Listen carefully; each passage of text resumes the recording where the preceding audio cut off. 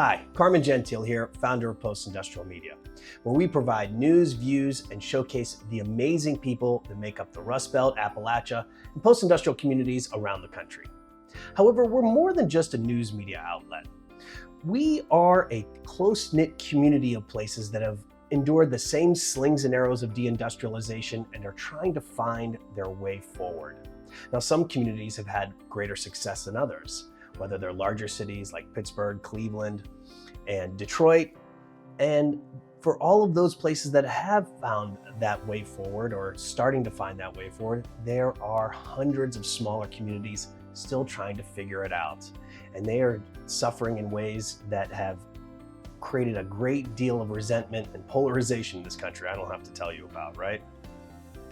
So what we do at Postindustrial, in addition to telling their stories, is that we're trying to and have been successful in creating community around these places by helping these communities find that way forward, by connecting them with those who have had some success in trying to reinvent themselves and reimagine their communities. It's something that we're really passionate about because we have skin in the game, right?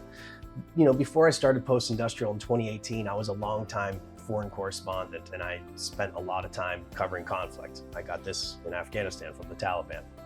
But I grew up in a small town in western Pennsylvania that had once been the largest producer of aluminum in the world. And my dad had a small machine shop, and I saw him go through the really hard times when the economy was changing in the 90s, and I saw what it did to his business, and I also saw what it did to our community. That's why it's important for me to play a role in trying to help these communities find their new direction after all that they've gone through.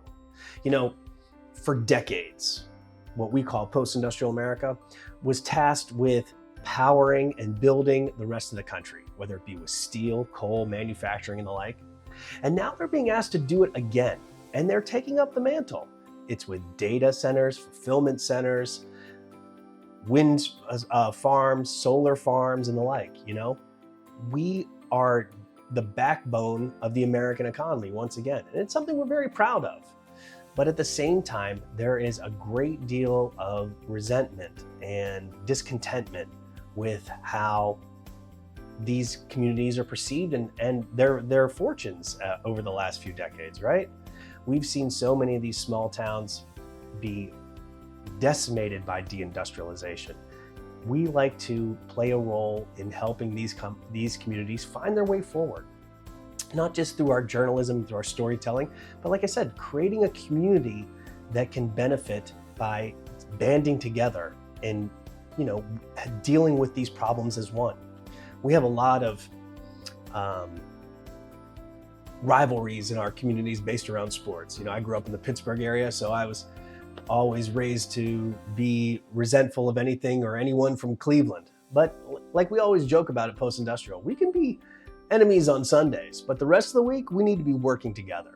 And that's really the ethic of Postindustrial, working together to try to figure out our way forward. That to us is what's really important. And it's not just through the stories we tell, but like I said, in creating a sense of community among places that have gone through the same things. We've managed to introduce folks who would never think to get together and talk about their respective problems, and they've done so through Postindustrial. We're very proud of that. We want to continue that mission though. So in order to do that, we need your help. Will you do that for us? We really appreciate it. Thanks.